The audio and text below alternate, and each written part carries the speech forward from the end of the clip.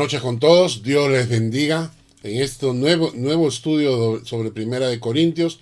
Ya prácticamente estamos finalizando la primera carta a los Corintios. El día de hoy estamos entrando al capítulo 16. Antes de empezar, como siempre, vamos a pedir la dirección de Dios. Padre, te damos gracias por este tiempo. Tu palabra y tu Espíritu Santo toman control de este estudio para edificar a tu pueblo, para edificarnos de acuerdo a tu palabra escrita, en el nombre de Jesús. Amén y amén. Antes que nada, quiero decirles que a mí me encanta enseñar y estudiar la Biblia capítulo por capítulo, versículo por versículo. Pero esto, cuando enseñamos la Biblia de esta manera, nos damos cuenta que hay ciertos problemas en el camino. ¿Cuáles son? De que a veces nos toca enseñar y tocar temas que no son del agrado de las personas.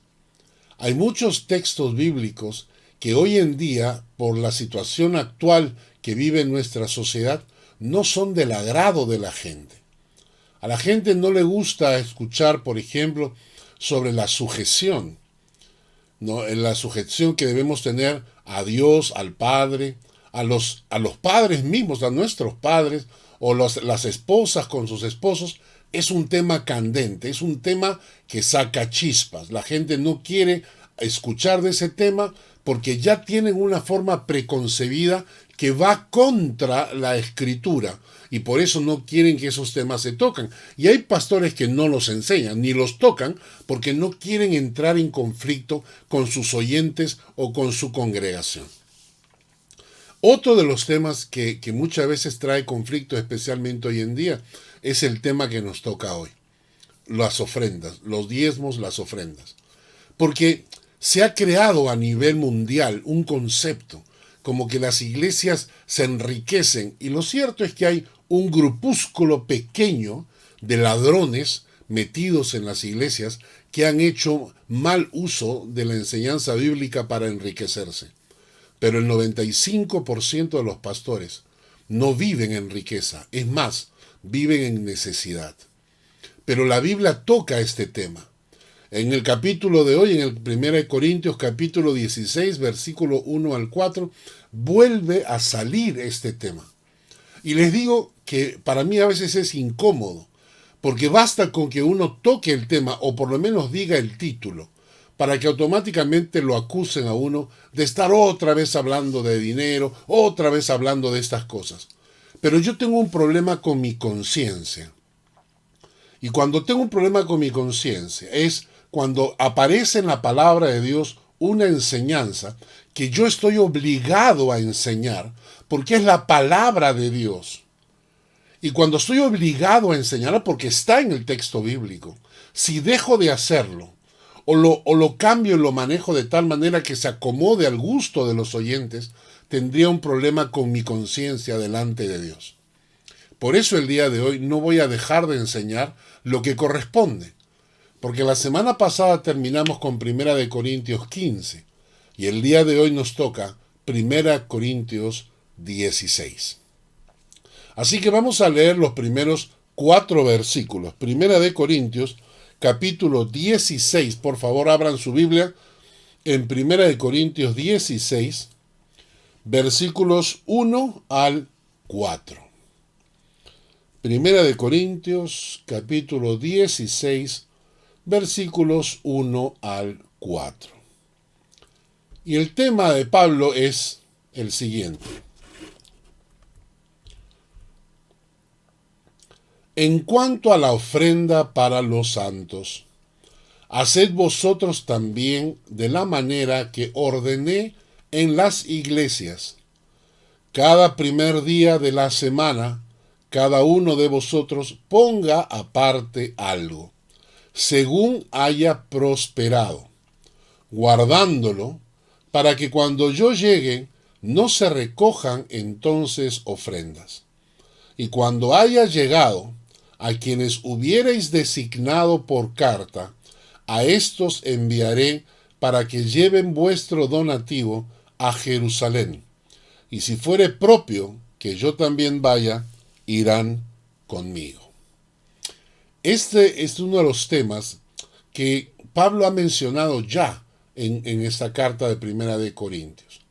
Cuando nos vamos al capítulo 9, Primera de Corintios capítulo 9, vamos a descubrir que había un problema en la iglesia de Corinto.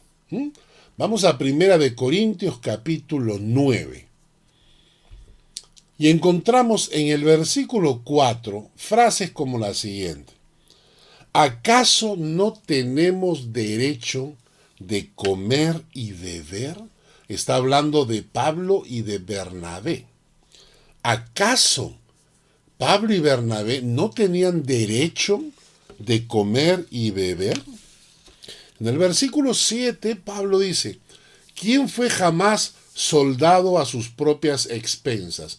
Es decir, ¿qué soldado que es llevado a la guerra tiene que pagarse su uniforme, sus balas, sus armas, su alimentación? ¿Qué soldado? Porque si los pastores son soldados del Señor, ¿por qué los pastores tendrían que pagarse con sus propias expensas? ¿Quién fue jamás soldado a sus propias expensas? El versículo 9, Pablo dice, porque en la ley de Moisés está escrito, no pondrás bozal al buey que trilla. ¿Qué significa? El buey era el animal que te ayudaba para arar los campos. Tú le ponías encima de su cuello un yugo que iba anclado al arado. Y mientras el buey caminaba jalando el arado, ibas arando la tierra que tú ibas a sembrar, y de esa tierra tú ibas a cosechar. Y entonces la enseñanza era, si tienes al buey que te está sirviendo, no le vas a poner un bozal para que no coma. Si te está sirviendo, no puedes impedir que coma, porque te está haciendo un servicio, ¿no? Y el versículo 11 dice, si nosotros sembramos entre vosotros lo espiritual, ¿es gran cosa si segáremos de vosotros lo material? Piensa en un momento. Si nosotros sembramos entre vosotros lo espiritual, ¿es gran cosa si segáremos de vosotros lo material? Pregunta Pablo. Y el versículo 14. Así también ordenó el Señor a los que anuncian el Evangelio que vivan del Evangelio. A los que anuncian el Evangelio que vivan del Evangelio. Queridos amigos, queridos oyentes, queridos hermanos, no estoy diciendo textos que yo he inventado en mi cabeza. Lo que acabamos de leer es la palabra de Dios. No le hemos dado alguna explicación, no le hemos dado alguna interpretación antojadiza. Lo único que hemos hecho ha sido leer la Escritura, la palabra de Dios. Ahora, ¿por qué Pablo dice estas frases a los corintios? Y era simple, porque el ministerio que Pablo había desarrollado entre los corintios, en realidad había sido financiado por los macedonios. Me explico. El ministerio, o sea, los corintios habían recibido a Pablo. Pablo les había predicado.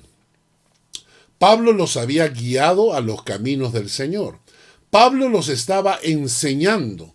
Pablo les estaba discipulando.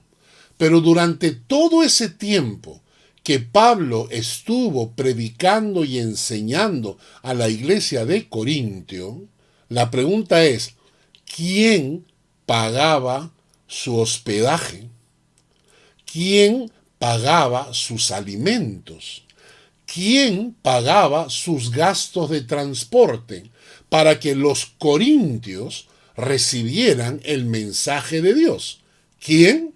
Los macedonios. Hay un texto bíblico que Pablo va a decir.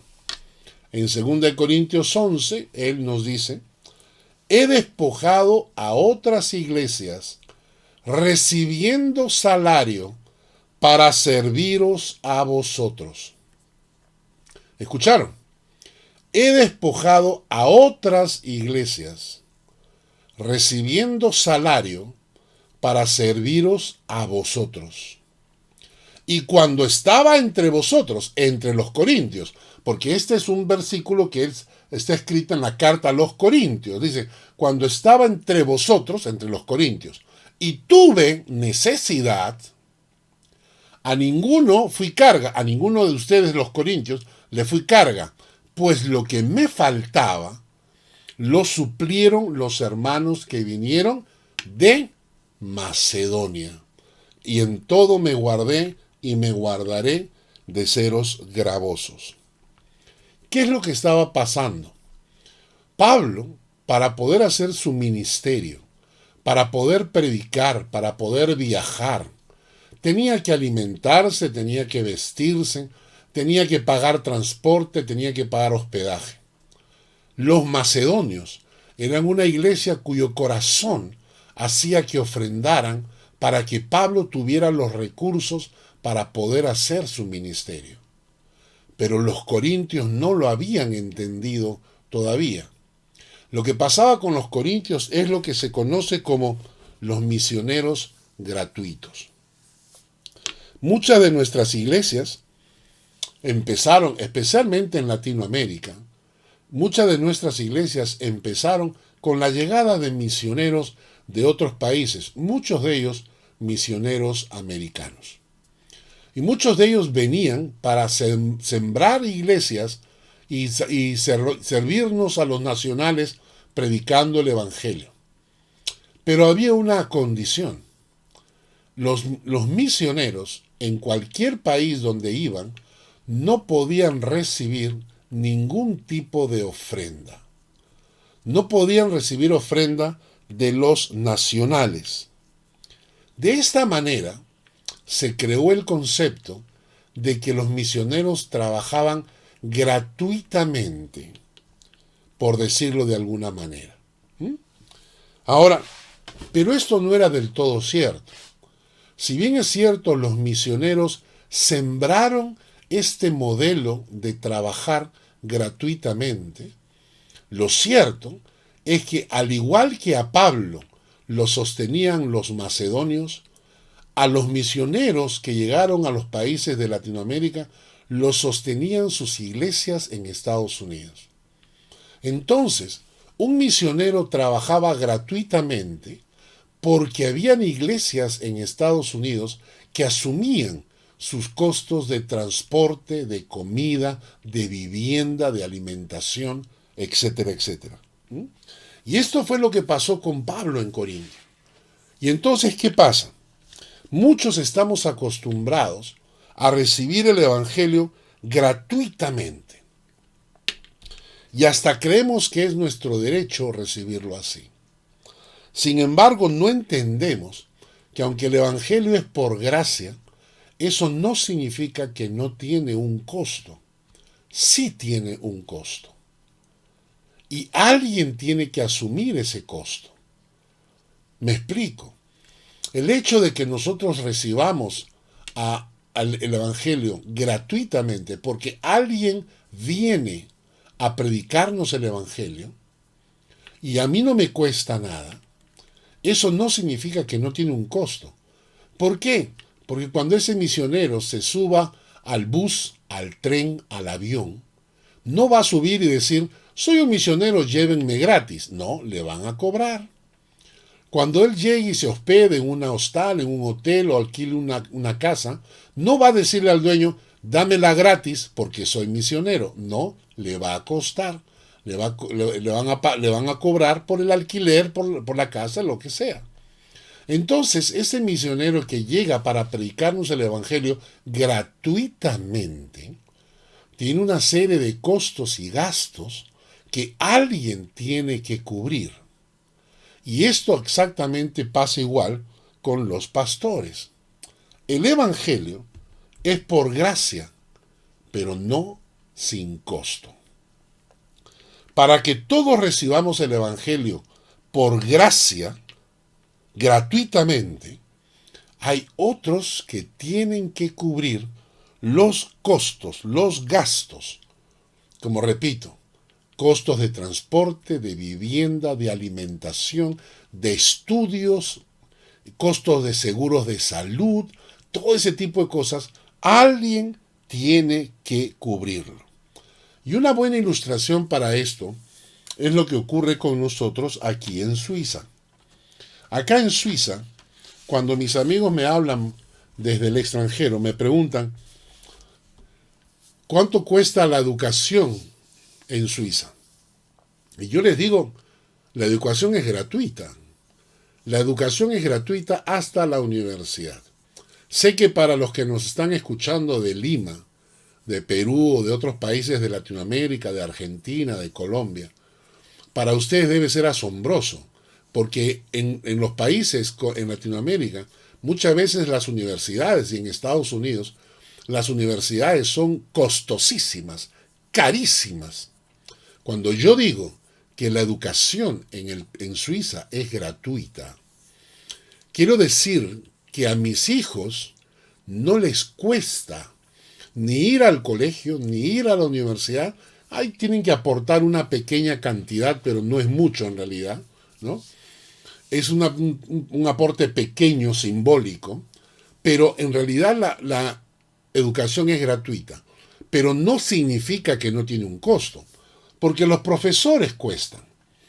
Los edificios, construir los edificios cuestan. Mantener la infraestructura de la universidad, de los colegios, cuesta. Tienen gastos administrativos, de todos los profesores reciben un sueldo. Y entonces, ¿cómo? Si es gratuita, ¿de dónde sale el dinero? Pues eso se llaman impuestos. Entonces, por medio de los impuestos, se cubre el costo de una educación gratuita. Y entonces, ¿es la educación en Suiza gratuita o no? Es gratuita, pero tiene un costo que lo asumimos todos los que pagamos impuestos. Por eso, esas son las ofrendas. Por eso cuando Jesús habló a sus discípulos, les dijo, denle a César lo que es del César. Y estaba hablando de los impuestos que había que pagarle al César. Denle a César lo que es de César y denle a Dios lo que es de Dios. Porque para Dios, los diezmos y las ofrendas es la manera de sostener, de cubrir los gastos de los ministerios, de las iglesias, de sus pastores, de sus misioneros. De esa manera, con las ofrendas y los diezmos, se cubren los costos. ¿Para qué? Para que el evangelio siga avanzando. ¿De acuerdo? Entonces, Pablo tiene una gran carga en el corazón. Y esto se nota en los versículos del capítulo 9. ¿Por qué tiene esa carga en el corazón? Porque los corintios no asumían su responsabilidad financiera. Los corintios no estaban asumiendo su responsabilidad financiera. ¿Y por qué? Porque estaban acostumbrados a que los macedonios cubrieran los gastos de Pablo y de Bernabé. Y esto le molesta a Pablo. Y por eso, quiero que me escuchen, y por eso Pablo vuelve a repetir el tema en el capítulo 16. O sea, en el capítulo 9 les llama la atención sobre esa conducta que los corintios tenían de recibir el evangelio y de no estar acostumbrados a cubrir los gastos de los misioneros, de los siervos, y entonces dejar que los macedonios lo pagaran. Entonces Pablo está cargado, y entonces antes de despedirse en el capítulo 16, Pablo va a mencionar nuevamente el tema como para decirle a los corintios, escúchame, abre los ojos, fíjate bien, es necesario que ustedes asuman su responsabilidad. Ahora, ¿por qué razón este tema de los diezmos y las ofrendas saca roncha, ¿no? ¿Por qué incomoda? ¿Por qué la gente no quiere escuchar de este tema? ¿Por qué cada vez que un pastor habla de este tema lo acusan de materialista y todo lo demás? Hay dos razones que quiero mencionarles el día de hoy. Dos razones. La primera la encontramos en la parábola de Lucas capítulo 12, versículos 17 al 21. Esta es una parábola que ilustra el corazón de muchas personas. La parábola dice, y él pensaba dentro de sí diciendo, ¿qué haré? Está hablando de un hombre rico que había hecho mucho, había ganado mucho. Entonces, él dice, él pensaba dentro de sí diciendo, ¿qué haré? Porque no tengo dónde guardar mis frutos. Y le dijo, esto haré. Derribaré mis graneros y los edificaré mayores. Y allí guardaré todos mis frutos y mis bienes. Y diré a mi alma, alma, muchos bienes tienes guardados para muchos años. Repósate, come, bebe, regocíjate. Pero Dios le dijo, necio, esta noche vienen a pedirte tu alma y lo que has provisto de quién será. Así es el que hace para sí tesoro y no es rico para con Dios. Esta parábola ilustra, es un ejemplo de muchísimos corazones. Muchísima gente tiene como objetivo el acumular la mayor cantidad de riquezas posibles y para sentir seguridad en el futuro. Mientras más riqueza tienen, se sienten más seguros y entonces acumulan lo que más pueden y le dicen a su alma, alma, muchos bienes tienes guardados, tienes mucho dinero en el banco, tienes una buena pensión, tienes buenas casas, has comprado, has hecho muchas inversiones, muy bien, muchos bienes tienes guardados para muchos años. Ahora te toca reposar, comer, beber y regocijarte. Esta es la forma en que piensa la mayoría de gente. No se dan cuenta que nada de lo que tiene van a sacar. Por eso en el versículo 20, Jesús le dice, pero Dios le dijo necio. O sea, a estas personas Jesús los llama necios. ¿Por qué? Porque esta noche vienen a pedir tu alma y lo que has provisto de quién será. Así es el que hace para sí tesoro y no es rico para con Dios. El problema es que esta manera de vivir, acumulando lo más que se pueda, no es una manera que te da seguridad, porque en cualquier momento puede Dios pedirte la vida. Y todo lo que has juntado, ¿de quién será?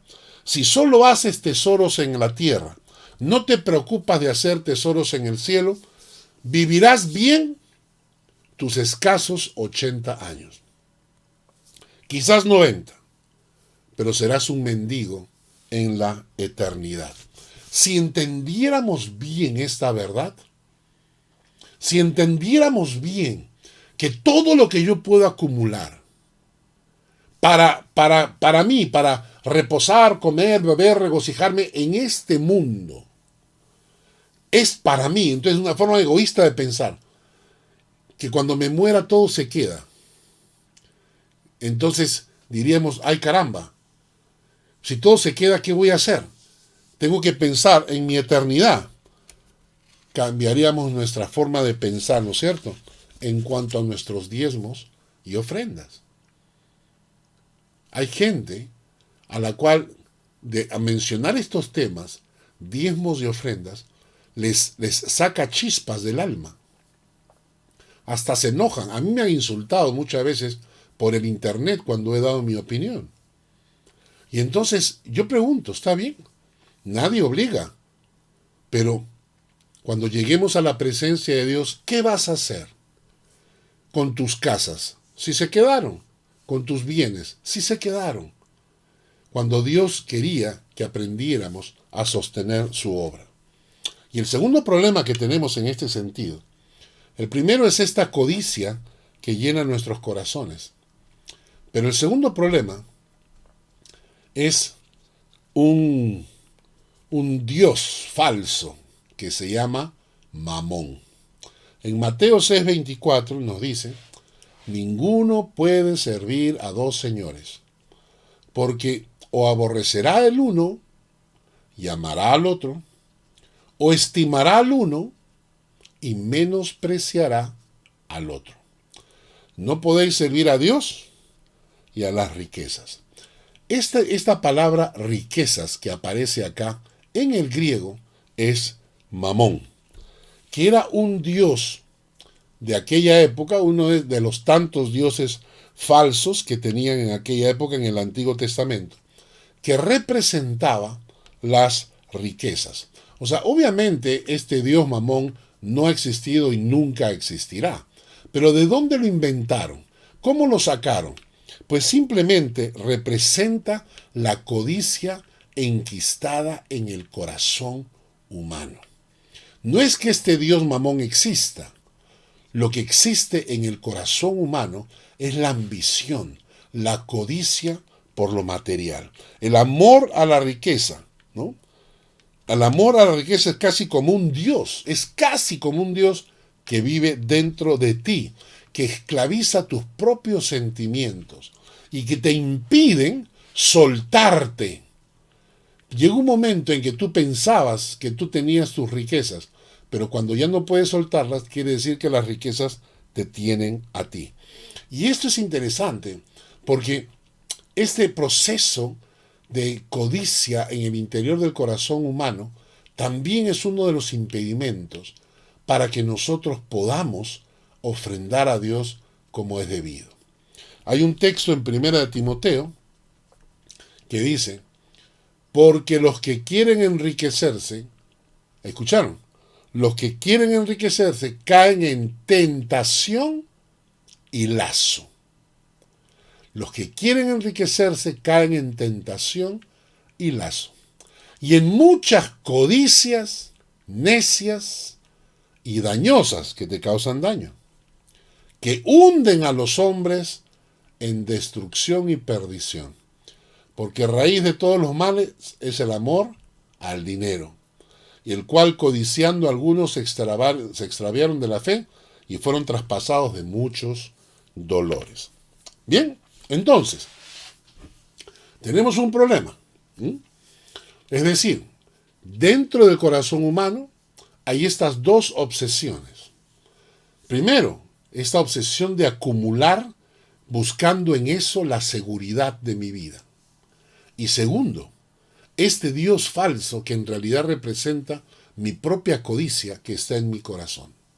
Y como todos los seres humanos luchamos contra estas dos pasiones, la ambición y la codicia, entonces como estamos luchando, es necesario, y este es el punto, es necesario por todas estas cosas, por todas estas razones, Dios debía darnos enseñanza en forma de mandamiento. ¿Para qué? Para vencer para vencer por medio de la obediencia a nuestra carne y al Dios Mamón que todos llevamos dentro. ¿Ah? Te repito, debido a esa codicia en el corazón humano, ese amor por lo material que todos los seres humanos llevamos dentro, ese Dios falso que ilustra esa codicia que llena mi corazón, por esas razones, Dios tenía que enseñarnos, Dios tenía que darnos la enseñanza en forma de mandamiento. Enseñanza en forma de mandamiento. ¿Para qué? Para que cuando obedezcamos el mandamiento, estemos venciendo a nuestra carne y al Dios Mamón que todos llevamos dentro. Obedecer el mandamiento para vencer nuestra propia carne codiciosa. Este pensamiento es muy importante que lo entendamos. Dios dio la enseñanza en forma de mandamiento, no como algo opcional, no como un consejo, sino como mandamiento. Dios dio la enseñanza como mandamiento, para que al momento en que nosotros obedezcamos el mandamiento, obtengamos victoria sobre nuestra codicia, sobre nuestra ambición, sobre el Dios Mamón que llevamos en el corazón. Entonces, ahora sí, vamos a ver entonces cuál es la enseñanza bíblica. ¿Cómo debemos ofrendar? Actitudes internas del corazón. Primero, no puede ser de lo que te sobra, porque eso es ofender a Dios. El texto en Lucas capítulo 21, versículo 1 al 4 dice: levantando los ojos, vio a los ricos que echaban sus ofrendas en el arca de las ofrendas. Y vio también, había una viuda muy pobre, que echaba allí 2 blancas, nada más, la moneda más pequeñita. Y dijo: en verdad os digo, que esta viuda pobre echó más que todos, porque todos aquellos echaron para las ofrendas de Dios de lo que les sobra. Mas esta, de su pobreza, echó todo el sustento que tenía. La primera enseñanza de cómo debemos ofrendar, con qué tipo de corazón, es un corazón que no le da a Dios lo que le sobra, porque eso es ofender a Dios. La segunda enseñanza: con mis diezmos y con mis ofrendas debo honrar a Dios. O sea, mis ofrendas deben llevar honra al nombre de Dios. La gente al ver mi ofrenda debe decir: wow, cómo honra el nombre del Señor. Proverbios 3, 9 al 10 dice: honra a Jehová con todos tus bienes y con las primicias de todos tus frutos, y serán llenos tus graneros con abundancia, y tus lagares rebosarán de mosto. Honra a Jehová con tus bienes y con las primicias de todos tus frutos, y serán llenos tus graneros con abundancia. Creo que está clarísimo, ¿no? La promesa de Dios. Tercero, con tus diezmos y ofrendas debes agradecer a Dios. Es decir, no solamente debes honrarlo, sino le agradeces por todo lo que te ha dado. Es un agradecimiento. En 1 Crónicas 29:14 dice: porque ¿quién soy yo y quién es mi pueblo para que pudiésemos ofrecer voluntariamente cosas tuyas? Todo es tuyo. Todo es tuyo. Y de lo recibido de tu mano, te damos. Cuarto punto: con tus diezmos y ofrendas debes obedecer a Dios. La palabra enseña que debemos ofrendar al Señor y que debemos diezmar al Señor. Quien diga lo contrario, queridos amigos, les está mintiendo. La Biblia dice: indefectiblemente diezmarás. Si hay algún pastor en el internet que está diciendo que esto es falso, están manipulando la escritura. ¿Para qué? Para rascarle el oído a toda la gente codiciosa que no quiere darle al Señor lo que es del Señor. La Biblia dice que la enseñanza es clara. Dice: traed vuestros diezmos al alfolí. Dice la palabra: traed vuestras ofrendas. Así que con mis diezmos y ofrendas estoy obedeciendo a Dios. Deuteronomio dice, capítulo 16, versículo 16 al 17: ninguno se presentará delante de Jehová con las manos vacías. Cada uno con la ofrenda en su mano, conforme a la bendición que Jehová tu Dios le hubiere dado. Vamos repasando hasta ahora. No puede ser de lo que te sobra, porque eso es ofender a Dios. Con tus diezmos y ofrendas debes honrar al Señor. Con tus diezmos y ofrendas debes agradecer al Señor. Con tus diezmos y ofrendas debes obedecer al Señor. ¿Ok? Vamos un punto más. Debe ser de corazón, no con tristeza ni por necesidad. El texto es este. Segunda de Corintios 9, versículos 6 al 8. Pero esto digo, el que siembra escasamente, también segará escasamente. Yo les pido, por favor, que escuchen con atención la palabra de Dios. No estoy aumentando palabra ni texto, estoy leyendo lo que dice el texto y espero que el Espíritu Santo les hable al corazón. El que siembra escasamente, escasamente segará. El que siembra generosamente, generosamente segará. Cada uno dé como propuso en su corazón, no con tristeza, ni por necesidad, porque Dios ama al dador alegre.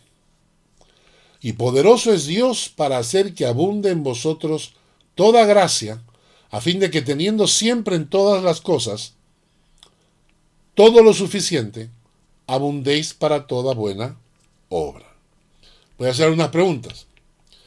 ¿Qué pasa con el que siembra escasamente? ¿Qué pasa con el que siembra generosamente? Está escrito en la Escritura. Y ahora quiero que repitamos juntos en el versículo 7 la última frase que dice: Dios ama al dador alegre. Repitamos: Dios ama al dador alegre. Nuestro Padre allá en el cielo, el Padre del Señor Jesucristo, el Creador del universo, el Rey eterno, ama al dador alegre. Cuando tú le estás dando al Señor con alegría, del corazón de Dios brota amor hacia ti. Como cuando un hijo le prepara a su padre una tarjeta en el colegio, una carta, cuando le hace un pequeño cuadro, no importa si el cuadro es feo, no importa si tu hijo dibuja mal, pero cuando tu hijo te da el regalo, tu corazón brota de alegría, tu corazón salta, el corazón de Dios brota amor a aquel dador alegre. Dios ama al dador alegre. Qué precioso es ese texto. Dios ama al dador alegre. Y frente a un Dios, y frente a un hombre que da a Dios con alegría, ¿cómo responde Dios? En el versículo 8. Poderoso es Dios para hacer que abunde en vosotros toda gracia, a fin de que teniendo siempre en todas las cosas todo lo suficiente, abundéis para toda buena obra. Poderoso es Dios para hacer que abunde en vosotros toda gracia, a fin de que teniendo siempre en todas las cosas todo lo suficiente, abundéis para toda buena obra. Ahora, no estamos diciendo que esto, que esto es digamos, una ley instantánea, porque nosotros estamos construyendo un futuro bajo la bendición de Dios. Estamos construyendo un futuro bajo la bendición de Dios. Eso significa que a veces habrán épocas de escasez, a veces habrá época de abundancia, pero todo es parte de ese plan de Dios a largo plazo hasta que las bendiciones de Dios te alcanzan. Por eso, cuando viene la época de escasez, es necesario que sigas siendo fiel al Señor. Sigas siendo fiel, que tu fidelidad no dependa de las circunstancias, porque tú estás construyendo un futuro bajo la bendición de Dios. Y las épocas de escasez es para probar tu fidelidad, justamente para probar tu fidelidad. Por eso no esperes a que te vaya bien para ser fiel, porque eso es conveniencia, eso es darle de lo que te sobra. Hay que ser fiel al Señor en circunstancias adversas y en circunstancias prósperas.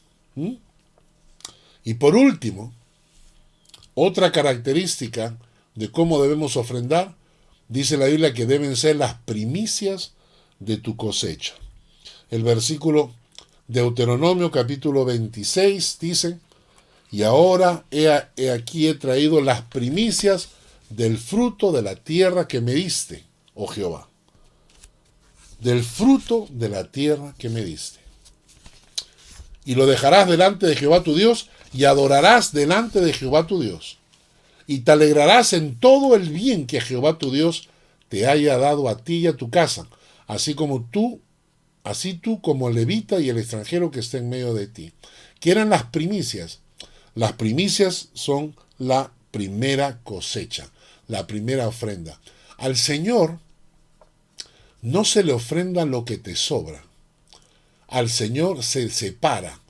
La ofrenda al Señor se separa al principio. Son las primicias para el Señor. Y entonces tú separas para el Señor lo que es del Señor. Con el resto, pagas tus cuentas, haces tus ahorros, te vas de viaje, disfrutas de lo que Dios te ha dado, todo. Pero después de las primicias. No es al final, cuando te sobra, a ver cuánto le das, porque eso es decir que para Dios le das lo que le sobra. Vamos a repetir. No puede ser lo que te sobra. Con tus diezmos debes honrar al Señor. Con tus diezmos debes agradecer al Señor. Con tus diezmos y ofrendas tienes que obedecer al Señor. Tienes que hacerlo de corazón porque Dios ama al dador alegre. Y deben ser primicias porque lo haces al principio. La primera cosecha es para Dios. Estas son requisitos, mandamientos que Dios nos ha dado para nuestras ofrendas, para que cumpliendo y obedeciendo estos mandatos puedas vencer la codicia y a ese Dios mamón que todos llevamos dentro.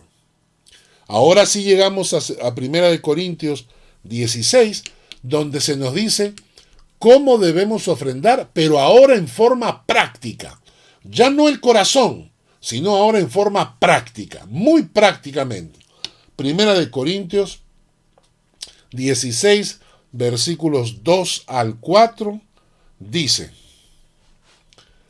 cada primer día de la semana, cada uno de vosotros ponga aparte algo, según haya prosperado, guardándolo, para cuando yo llegue no se recojan entonces ofrendas. Y cuando haya llegado a quienes hubiereis designado por carta, a estos enviaré para que lleven vuestro donativo a Jerusalén. Y si fuere propio que yo también vaya, irán conmigo. Tenemos 5 características prácticas de cómo debemos ofrendar. ¿De acuerdo? Tomen nota, por favor. Son 5. Primera, cada primer día de la semana. Para nosotros el primer día de la semana es el domingo, que es el día en que Jesucristo resucitó. Para los judíos el sábado es el último día de la semana. El día domingo Cristo resucitó y nosotros celebramos los cultos el día domingo, porque ese día honramos al Señor por su resurrección. Entonces, el día primer día de la semana. Cada semana. Yo le ofrendo al Señor semanalmente, según lo que haya prosperado. Si una semana no he recibido nada, no tendría por qué ofrendar. Entonces, según lo que haya recibido es cada primer día de la semana. Mis ofrendas para el Señor cada domingo. Cada primer día de la semana.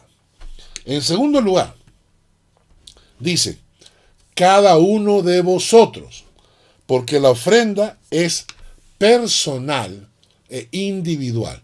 Tenemos que enseñarle a nuestros hijos a ofrendarle al Señor, a diezmarle al Señor desde pequeños. Si les enseñamos desde niños, ellos se van a criar con este concepto en el corazón.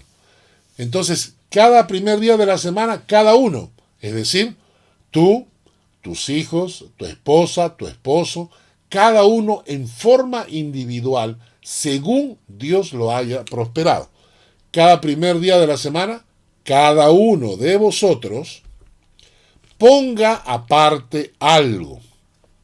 Lo separas para Dios. La palabra santo significa separado para Dios. La ofrenda no se busca en el bolsillo en el último momento. La ofrenda se separa para el Señor. Ponga aparte algo. Tomas y dices, esto es del Señor, y yo lo pongo aparte, lo pongo en un sobre, lo pongo en una parte distinta de la billetera, porque eso queda separado para el Señor. ¿Ok? Y si ahora que no tenemos cultos porque estamos en la pandemia y en la cuarentena, se separa igual para que el día en que yo pueda ir a mi iglesia, pueda entregar todas mis ofrendas. Entonces, cada primer día de la semana, cada uno de vosotros ponga aparte algo según haya prosperado. Y esto es importante, según haya prosperado, porque es la forma más justa de ofrendar al Señor, una ofrenda proporcional. A Dios no le importa cuánto. Quiero repetir eso. A Dios no le importa cuánto, porque Dios es el dueño del oro y la plata. Por eso Dios ha establecido una norma justa y equitativa para todos. Porque si yo recibo 100 y doy 1, no es justo para uno que recibe 10 y da 1. Es decir, si alguien recibe 10 y da 1, lo justo, y la Biblia dice que Dios es justo, lo justo es que el que reciba 100 de 10, el que reciba 200 que de 20. Por eso es la Biblia que establece una norma justa para diezmar y ofrendar al Señor. Y por eso es que Dios nos ha dado esta enseñanza, para que tengamos una pauta. Porque tampoco puedo ir al Señor y darle todo mi sueldo y dejar a mi casa sin comida, sin pagar el alquiler, sin pagar las cuentas. ¿No es cierto? Entonces por eso Dios dice, no, yo no quiero todo. La enseñanza bíblica es clara. Yo le doy al Señor mis diezmos y mis ofrendas. Cada primer día de la semana, cada uno de vosotros ponga aparte algo según haya prosperado. Quiere decir que si una semana tú recibes más de lo normal, entonces también de eso le ofrendamos al Señor. Porque según haya prosperado, si llega fin de año, o si tienen bonos en la empresa, o si tienes un sueldo adicional o lo que fuese, según haya prosperado, le corresponde al Señor también. Y por último dice, guardándolo. ¿Y saben por qué? Y esto es excelente para nuestro tiempo actual. Porque Pablo está diciendo, guárdenlo para que cuando yo llegue no se recojan entonces ofrendas. Es decir, lo que es del Señor es del Señor. Y lo que es del Señor, si no puedo entregarlo y ofrecerlo de una vez, lo guardo, lo reservo para el Señor. Y esta es la enseñanza bíblica práctica. Especialmente ahora, como les digo, que no nos estamos reuniendo en las iglesias, porque no se pueden tener cultos abiertos, entonces, como no puedo estar en la iglesia, yo igual separo mi ofrenda para el Señor y la guardo para aquella vez en que pueda reunirme y entregarla. Seamos honestos. Pocos creyentes obedecen la palabra como está enseñado en 1 Corintios 16. Se los digo porque yo como pastor de la iglesia me doy cuenta de que hay muchísimas personas que desde que estamos en cuarentena han sentido que pueden tener vacaciones. ¿No es cierto? No tienen vacaciones y no sienten en su corazón esa necesidad de ofrendarle al Señor. Que el Señor tenga misericordia y que abre nuestro corazón para darnos cuenta que Dios ama al dador alegre. Y vamos a ir terminando. ¿Para qué sirven todas mis ofrendas? Les voy a mencionar 4 cosas, rápidamente porque el tiempo ya se nos acaba. 4 razones por las cuales yo doy mis ofrendas. En primer lugar, es para sostener los ministerios en la iglesia. Dios estableció ministerios. Dice la Biblia en Efesios que Dios estableció evangelistas, pastores, maestros, apóstoles, profetas, para llevar el evangelio por todo el mundo. Una silla no predica, un auditorio no predica, un auto no predica. Los que predican y los que enseñan son los siervos de Dios, los maestros, los pastores, los evangelistas, los profetas, los apóstoles. Todos ellos que están en la Biblia escritos son los que llevan el evangelio. Entonces, en primer lugar, mis diezmos y mis ofrendas es para sostener, para no poner bozal al buey que trilla, porque el obrero es digno de su salario, como dice Pablo. ¿Acaso no tenía Pablo derecho de comer y beber con Bernabé? ¿O que tenían que vivir del aire? No. Para eso son mis ofrendas. Mis diezmos y mis ofrendas es para que usted en este momento pueda escuchar esta prédica, este estudio bíblico. ¿Para qué son mis ofrendas? Para que cuando yo vaya el domingo a la iglesia, entonces haya un predicador, haya un maestro, haya un consejero que pueda guiarme en los caminos de Dios. ¿Para qué doy mis diezmos y ofrendas? Para que cuando mis hijos necesiten ayuda, pueda ir donde el pastor y pedirle un consejo. Para eso, para tener en nuestros ministerios gente que nos enseñe, que nos predique, que evangelice, que lleve el evangelio a todas partes. Para eso son mis diezmos y ofrendas. En segundo lugar, obviamente es para cubrir los gastos de la iglesia. Locales, instrumentos musicales, gastos administrativos, limpieza, computadoras, impresora, papel, tinta. Pues entonces, en segundo lugar, es para cubrir los gastos de la casa de Dios o de la iglesia de Dios. En tercer lugar, es para extender el reino de Dios, para que se abran nuevas obras, para que podamos mandar a alguien a predicar el evangelio a otra zona. Así como Pablo llegó a los corintios, porque los macedonios los sostuvieron. Entonces igual, nosotros podemos extender el reino de Dios cuando podemos mandar gente, pagar los pasajes, pagar su estadía, pagar su comida, para que hayan misioneros que vayan a sembrar iglesias y sembrar el evangelio en todo el mundo. Y en cuarto lugar, para ayudar a los necesitados. Cuando en la iglesia hay viudas, hay huérfanos, hay pobres y están en necesidad, la iglesia debería tener los diezmos y las ofrendas de los hermanos para poder ayudar a los hermanos que están en necesidad. Porque para eso también se necesitan las ofrendas y los diezmos. En conclusión, para sostener a nuestros siervos, para sostener a nuestra iglesia, para extender el reino de Dios. Por último, para ayudar a los que están en necesidad. Voy terminando. Hoy en día, con mucho dolor y con mucho pesar, veo en el internet una cantidad de pastores que han salido para hablar en contra de los diezmos y de las ofrendas. Ellos se creen muy sabios. Ellos creen que están haciendo un bien. ¿Por qué? Porque hay un montón de personas que les duele, les cuesta ofrecerle al Señor sus diezmos y sus ofrendas.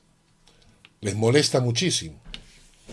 Yo digo que es interesante cuando me encuentro con alguien así, que primero me jura que está dispuesto a dar por Cristo la vida entera, pero no está dispuesto a dar por Cristo ni siquiera el diezmo de lo que Dios le da. Y para mí es una burla, porque cuando alguien me dice, yo por Cristo doy la vida, pero un momentito, a mí no me estás pidiendo ni mis diezmos ni mis ofrendas, ¿no? Entonces me parece que es una burla. Pero estos pastores lamentablemente no se dan cuenta que están trabajando para el diablo.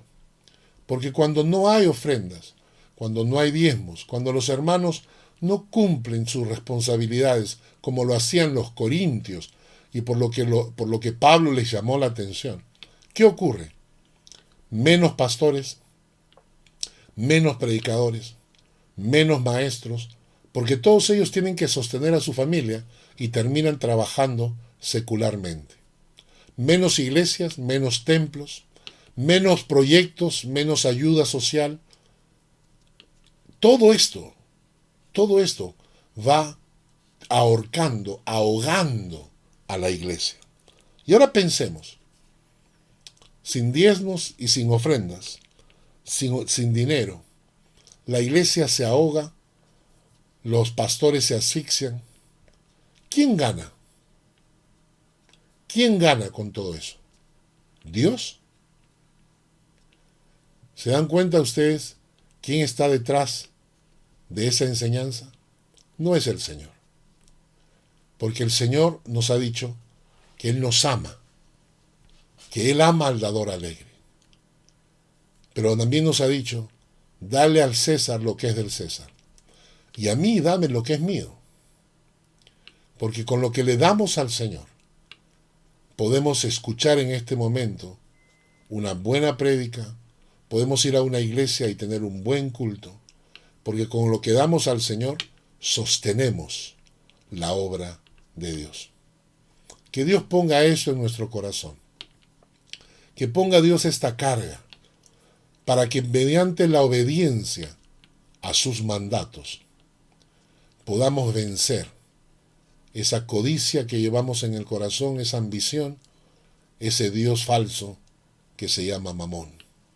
Y podamos honrar a Dios, podamos agradecerle, podamos obedecerle, diciéndole, Padre, estas son mis primicias para ti. La primera cosecha de todo lo que yo recibo siempre será tuya. ¿Por qué?